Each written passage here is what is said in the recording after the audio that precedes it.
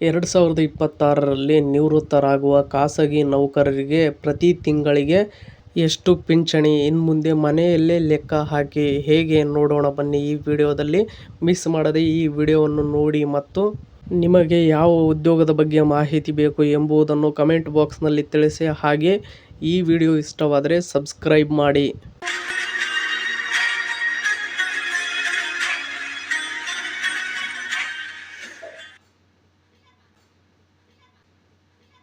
ಖಾಸಗಿ ವಲಯದ ಉದ್ಯೋಗಿಗಳಿಗೆ ನಿವೃತ್ತಿ ನಂತರದ ಆರ್ಥಿಕ ಭದ್ರತೆಗಾಗಿ ಉದ್ಯೋಗಿಗಳ ಭವಿಷ್ಯ ನಿಧಿ ಸಂಸ್ಥೆಯ ಪೆನ್ಷನ್ ಯೋಜನೆ ಸಹಕಾರಿಯಾಗಿದೆ. 2026ರಲ್ಲಿ ನಿವೃತ್ತರಾಗುವವರು ತಮ್ಮ ಮಾಸಿಕ ಪಿಂಚಣಿಯನ್ನು ಸರಳ ಸೂತ್ರದ ಮೂಲಕ ಹೇಗೆ ಲೆಕ್ಕ ಹಾಕಬಹುದು ಎನ್ನುವ ವಿವರ ಇಲ್ಲಿದೆ, ನೋಡೋಣ ಬನ್ನಿ.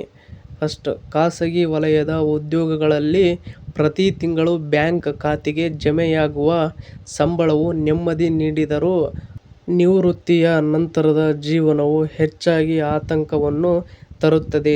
ಸರ್ಕಾರಿ ನೌಕರರಂತೆ ಖಾಸಗಿ ವಲಯದಲ್ಲಿ ಯಾವುದೇ ನಿಗದಿತ ಗ್ಯಾರಂಟಿ ಪೆನ್ಷನ್ ವ್ಯವಸ್ಥೆ ಇರುವುದಿಲ್ಲ.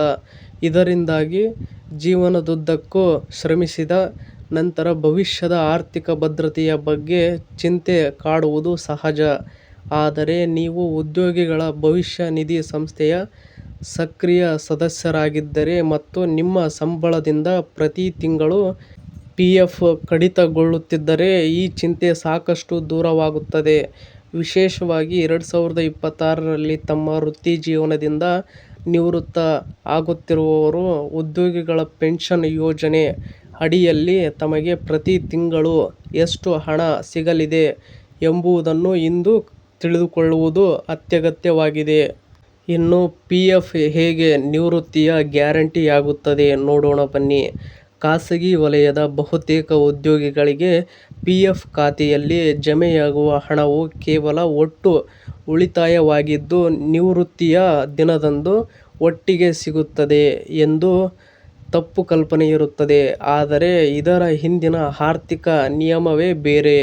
ನಿಮ್ಮ ಮೂಲ ವೇತನದಿಂದ ಕಡಿತಗೊಳ್ಳುವ ಭಾಗವು ನೇರವಾಗಿ ನಿಮ್ಮ ಭವಿಷ್ಯ ನಿಧಿಗೆ ಜಮೆಯಾಗುತ್ತದೆ. ಇದರ ಜೊತೆಗೆ ನಿಮ್ಮ ಕಂಪನಿಯ ಕಡೆಯಿಂದಲೂ ಅಷ್ಟೇ ಮೊತ್ತದ ಕೊಡುಗೆಯನ್ನು ನೀಡಲಾಗುತ್ತದೆ.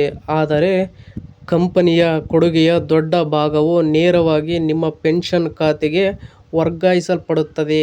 ಈ ಉಳಿತಾಯವೇ ನಿಮ್ಮ ಉದ್ಯೋಗಾವಧಿಯಲ್ಲಿ ನಿಧಾನವಾಗಿ ಸಂಗ್ರಹವಾಗಿ ನಿವೃತ್ತಿಯ ನಂತರ ಪ್ರತಿ ತಿಂಗಳು ನಿಮ್ಮ ಆದಾಯದ ಬಲವಾದ ಮೂಲವಾಗುತ್ತದೆ. ಇನ್ನು ಪೆನ್ಷನ್ ಪಡೆಯಲು ಇರಬೇಕಾದ ಪ್ರಮುಖ ಷರತ್ತುಗಳನ್ನು ನಾವು ನೋಡೋಣ. ಫಸ್ಟ್, EPS ನಿಂದ ಮಾಸಿಕ ಪೆನ್ಷನ್ ಸೌಲಭ್ಯವನ್ನು ಪಡೆಯಲು ಉದ್ಯೋಗಿಯು ಕೆಲವು ಮೂಲಭೂತ ಷರತ್ತುಗಳನ್ನು ಪೂರೈಸಬೇಕಾಗುತ್ತದೆ.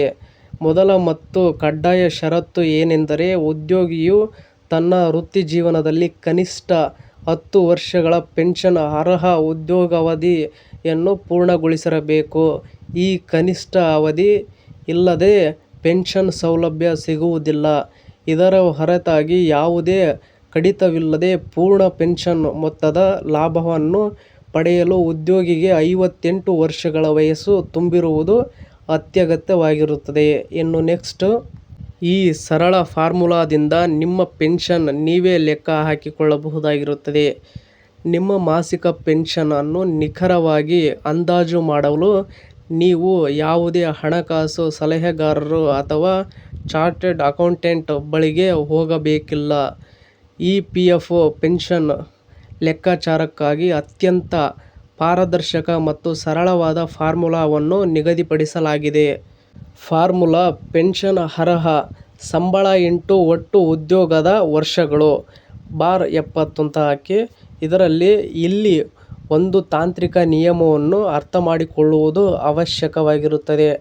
ಪ್ರಸ್ತುತ EPF ನಿಯಮಗಳ ಪ್ರಕಾರ ಪೆನ್ಷನ್ ಲೆಕ್ಕಾಚಾರಕ್ಕಾಗಿ ಗರಿಷ್ಠ ಸಂಬಳದ ಮೂಲ ವೇತನ ಮತ್ತು ತುಟ್ಟಿ ಭತ್ಯೆ ಸೇರಿ ಮಿತಿಯನ್ನು ಪ್ರತಿ ತಿಂಗಳಿಗೆ 15,000 ರೂಪಾಯಿ ಎಂದು ನಿಗದಿಪಡಿಸಲಾಗಿದೆ.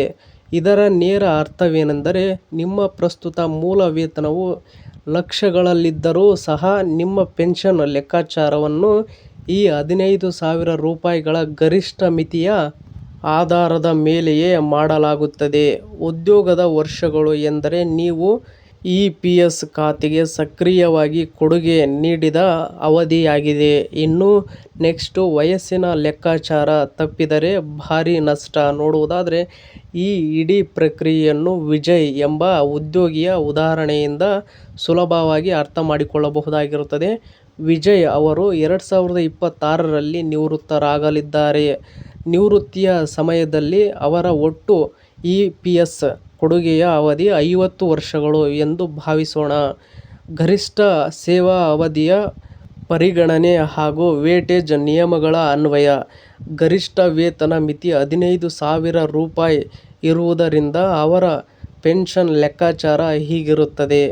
15,000 ಸಂಬಳ × 50 ಉದ್ಯೋಗಿಗಳ ವರ್ಷಗಳು / 70 ಆಗಿರುತ್ತದೆ. ಇನ್ನು ಈ ಲೆಕ್ಕಾಚಾರದ ಪ್ರಕಾರ ವಿಜಯ್ ಅವರಿಗೆ ನಿವೃತ್ತಿಯ ನಂತರ ಪ್ರತಿ ತಿಂಗಳು ಸುಮಾರು 10,714 ರೂಪಾಯಿಗಳ ನಿಗದಿತ ಪೆನ್ಷನ್ ದೊರೆಯುತ್ತದೆ. ಆದರೆ ಈ ಯೋಜನೆಯಲ್ಲಿ ನಿವೃತ್ತಿಯ ವಯಸ್ಸು ಅತ್ಯಂತ ಪ್ರಮುಖ ಪಾತ್ರ ವಹಿಸುತ್ತದೆ. ಒಂದು ವೇಳೆ ವಿಜಯ್ ಅವರು 58 ವರ್ಷ ತುಂಬುವವರೆಗೆ ಕಾಯದೆ 50 ವರ್ಷ ವಯಸ್ಸಿನಲ್ಲೇ ತಮ್ಮ ಪೆನ್ಷನ್ ಪಡೆಯಲು ಆರಂಭಿಸಿದರೆ ಅವರು ಭಾರೀ ಆರ್ಥಿಕ ನಷ್ಟ ಅನುಭವಿಸಬೇಕಾಗುತ್ತದೆ. EPFO ನಿಯಮಗಳ ಪ್ರಕಾರ 58 ವರ್ಷಕ್ಕಿಂತ ಮುಂಚಿತವಾಗಿ ಅಂದರೆ ಅವಧಿಗೆ ಮುನ್ನ ಪೆನ್ಷನ್ ಪಡೆಯಲು ಪ್ರಾರಂಭಿಸಿದರೆ ಕಡಿಮೆ ಇರುವ ಪ್ರತಿ ವರ್ಷಕ್ಕೆ ಒಟ್ಟು ಪೆನ್ಷನ್ ಮೊತ್ತದಲ್ಲಿ ಶೇಕಡಾ 4ರಷ್ಟು ಭಾರಿ ಕಡಿತ ಮಾಡಲಾಗುತ್ತದೆ.